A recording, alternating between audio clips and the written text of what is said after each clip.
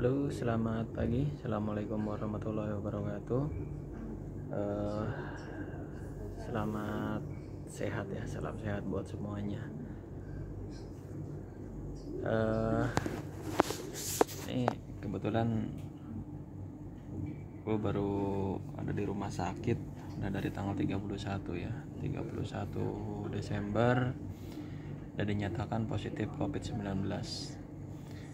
Awal mulanya sih memang nggak ada gejala, bukan nggak ada gejala ya, jadi banyak yang kan sekarang ya kasusnya OTG. Nah, pada saat kasus OTG itu ternyata ada saudara gua yang memang mungkin posisinya sudah positif, tapi nggak tahu ya dari mananya. Nah, pada saat ketemu justru ini yang paling rawan atau yang paling riskan, karena memang kalau udah ketemu keluarga pasti semuanya akan mengabaikan semua protokol, terutama pakai masker, jaga jarak, cuci tangan segala macamnya itu pasti akan tidak dihiraukan lah. Nah, ternyata selang seminggu habis ketemuan sepupu gue itu positif. Nah, di situ juga gue udah mulai kerasa badan nggak enak, nafsu makan berkurang, dan sampai akhirnya tanggal 20 kan gue ketemu terakhir itu kan tanggal 11-12 Desember ya. Gue tanggal 26 Desember itu sempat ada di sini tuh sakit, seperti kita mau sakit radang. Gue cuma minum beberapa vitamin kayak redoxon, CDR segala gitu kan, FCTROS, ternyata nggak mempan. Nah, di tanggal 28 demamnya itu bisa sampai pas ke klinik dicek suhunya itu 38,6. Nah, gue pikir sih gue kena tipes ya, karena kan dulu pernah kena tipes. Akhirnya di sana dikasih obat paracetamol, antibiotik, demamnya turun. Nah, tapi mual malah muncul. Jadi makanan itu sama sekali nggak masuk dan rasanya pahit. Tapi penciumannya masih normal, masih bisa nyium lah. Menyak kayu putih juga masih bisa nyium. Nah, 31 akhirnya kita berobat ke rumah sakit gede. Kebetulan di perusahaan rekanannya sama Primaya ya, Primaya atau Awal Bros. Niatnya hanya untuk tes tipes, cek darah tipes atau enggaknya kita cek. Tiba-tiba dokter menyarankan untuk swab antigen. Kalau ke rumah sakit memang harus ada beberapa tahapan ya. Dari swab antigen itu ternyata memang hasilnya positif. Nah, pada saat gue tahu hasilnya positif, gue langsung minta dirawat. Gue minta rawat inap kebetulan, dan alhamdulillahnya masih ada ruangan. Nah, masih ada ruangan, akhirnya nggak berpikir panjang, gue langsung masuk ruangan, dan sorenya gue langsung di PCR. Nunggu hasil PCR, tanggal 31 sore keluar hasilnya, karena tanggal 1 libur, baru tanggal 2 keluar hasil dan gue dinyatakan positif COVID-19 dengan nilai CT-nya itu di angka 25. Nah, kata dokter sih di angka 25 ke bawah itu resiko penularannya itu sangat tinggi ya, karena memang terjadi banyak virus di dalam paru-paru.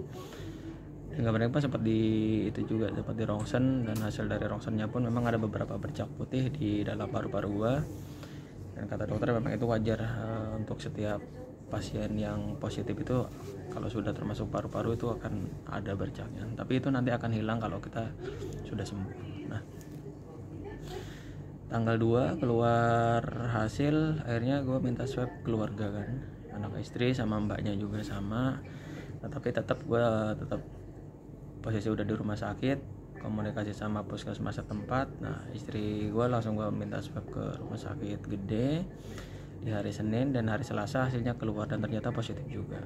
Nah, terus di hari Selasanya puskesmas datang ke rumah untuk swab keluarga yang lainnya, anak-anak dan mbaknya yang ngomong sama mbaknya yang bolak-balik.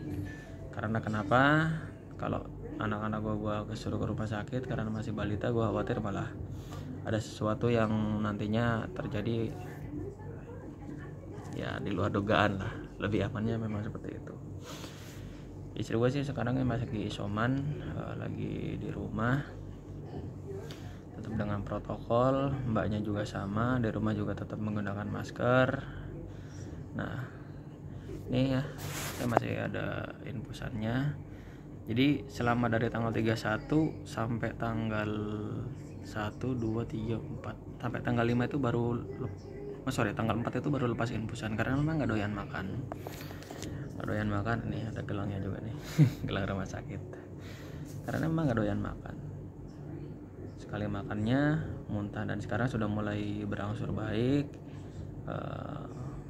juga mulai doyan makan ya, walaupun memang makanan dari rumah sakit ya, karena image gue itu makanan rumah sakit itu udah buat orang sakit ya. Makanya ya mau nggak mau ya gue pakai jasa pesan antar, beli dari luar, dan memang diperbolehkan ya.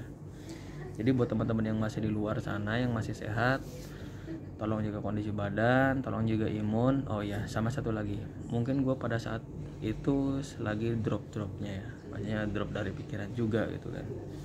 Nah, pada saat lagi drop, imun tubuh turun, tiba-tiba si virus ini nempel di badan gue, dan itu lebih cepat untuk nyerang si tubuh kita ya. Di sini memang kapasitas kamar hampir semuanya full, tapi alhamdulillah banget gue bisa langsung bisa dirawat.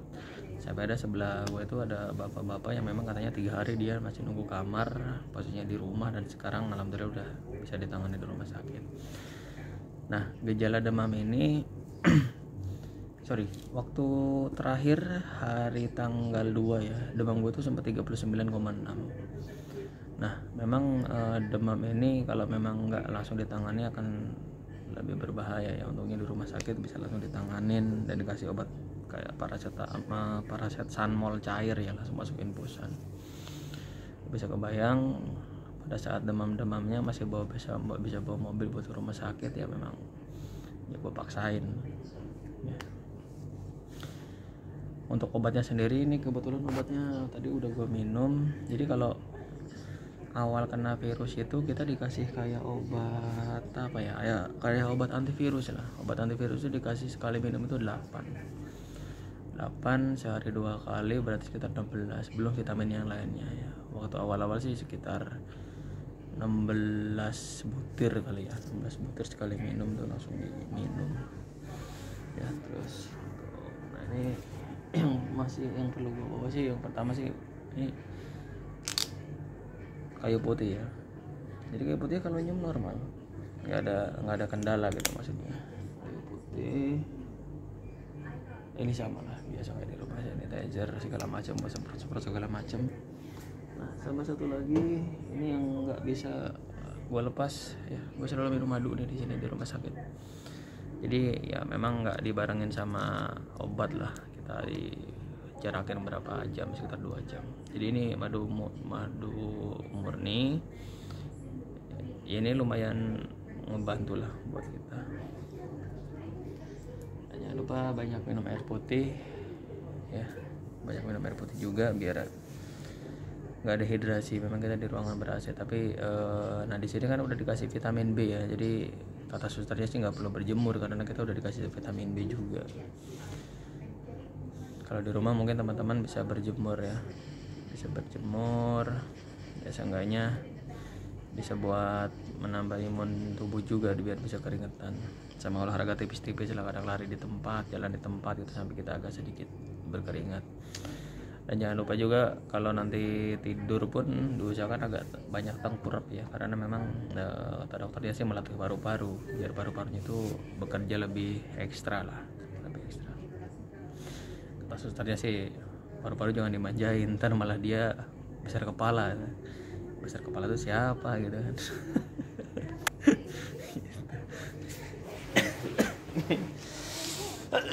Nah ini kalau batuk kata suster sih memang dirangsang, jadi dikasih obat buat dirangsang buat batuk biar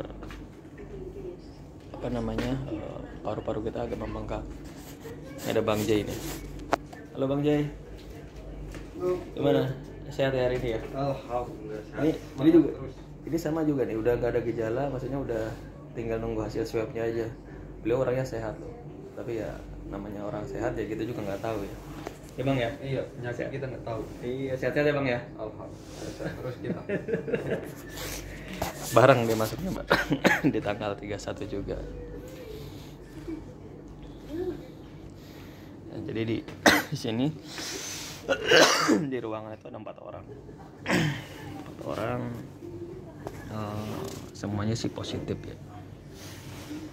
Di satu lantai ini ada berapa kamar ya, sekitar 24 kamar ya. Kalau kapasitas satu kamarnya 4 orang ya bisa kebayang ya, itu satu rumah sakit. Di sini ada 2 lantai, lantai 2 dan lantai 5 ya. Jadi buat teman-teman yang masih sehat, yang di luar, jangan pernah bilang bahwa virus ini nggak ada ya. Virus ini ada, dan gue udah sebagai saksinya, gue udah ngerasain bahwa memang nggak enak lah, nggak enak. Tiap hari dicolokin pakai infusan lah, pakai obat segala macem. Lu bisa bayangin apa namanya, kangen sama anak istri kan di rumah. Gue coba bisa video call ya, sebetulnya itu bisa menambah imun tubuh kita biar bisa lebih bagus lagi gitu kan ya. Jadi buat teman-teman yang masih sehat, tolong jaga kondisi badan, jaga imunitas tubuh, tetap jaga protokol kesehatan sampai kalian nanti bisa mendapatkan vaksinnya ya. Oke, mungkin itu sedikit cerita pagi ini. Kebetulan ini baru tanggal 9 ya, 9 Desember. Ini baru jam 10:30. Gue mau mandi dulu ya, badannya agak belikat. Oh ya, sama satu lagi, baju yang sudah terpapar sama orang yang pernah positif itu jangan pernah dijadikan satu sama orang yang masih sehat ya. Jadi tempat makan, minum, peralatan mandi, baju itu pakai treatment sendiri, termasuk kamar mandi. Kalau perlu kamar mandi itu sendiri ya. Kalau isoman di rumah ya, isoman di rumah sendiri. Kalau nggak bisa, terpaksanya nggak bisa, pada saat nanti sudah dipergunakan sama yang sudah positif, jadi disiram pakai Bipol, dibersihin, handle segala macam, gayung, sama tempat sabun juga kalau memang dia masih bareng-bareng tolong dibersihkan, karena memang resiko tertularnya juga sangat tinggi ya. Tadi yang Bapak Bang J itu kemungkinan tertularnya dari penggunaan dari HT juga sama, karena kan beliau bagian yang memang menggunakan HT ya. Tapi ternyata penularan yang paling cepat itu dari HT ya. Nongkrong sih enggak katanya, nongkrong maksudnya kumpul-kumpul juga enggak. Nah, jadi barang yang memang satu barang dipegang banyak orang itu yang perlu kita perhatikan. Remote TV, entah itu remote AC ya, handle kulkas, atau kalau memang yang terpaksanya di rumah harus tetap beraktivitas, pakai sarung tangan plastik aja, jadi nanti sekali buang ya. Jadi bajunya pun nanti pada saat dicuci juga dipisahkan sendiri, kalau bisa direndamnya pakai Dettol atau cairan kimia lainnya. Nah kebetulan di sini sih ada laundry, jadi gue di sini laundry, namanya Pak Wawan. Alhamdulillah orangnya baik banget. Sampai kemarin gue mau bayar aja nggak boleh bayar katanya, kata Pak Wawan. Yang penting sampean sehat gitu kan. Alhamdulillah lah ketemu orang-orang baik ya. Jadi sampai yang sedetail itu pun memang perlu kita perhatiin. Sama masker juga kalau bisa setiap 4 jam sekali ganti ya. Gue ini ganti setiap 4 jam sekali, gue ganti. Bangun tidur gue ganti, ini dari bangun tidur sebelum ganti sih, belum mandi, bentar lah sekalian mandi ya, karena kita nggak tahu. Masker juga kita pakai sendiri ya, walaupun kelihatannya bersih tapi ya kita jaga-jaga aja. Sama istirahat minimal 8 jam. Kalau bisa waktu tidurnya pun pada saat malam ya, pada saat malam kita istirahat. Jadi dipaksain, gue juga dipaksain jam 9 itu harus tidur. Subuh bangun, sholat seperti biasa, rutinitas seperti biasa ya, karena rutinitas terbatas ya. Ini tahu lah ya rumah sakit gimana sih gitu ya. Oke, mungkin itu dulu vlog kita hari ini. Semoga sedikit bermanfaat buat teman-teman semua, dan jangan lupa akeh mangan. Oke ya, terima kasih. Selamat pagi. Assalamualaikum warahmatullahi wabarakatuh.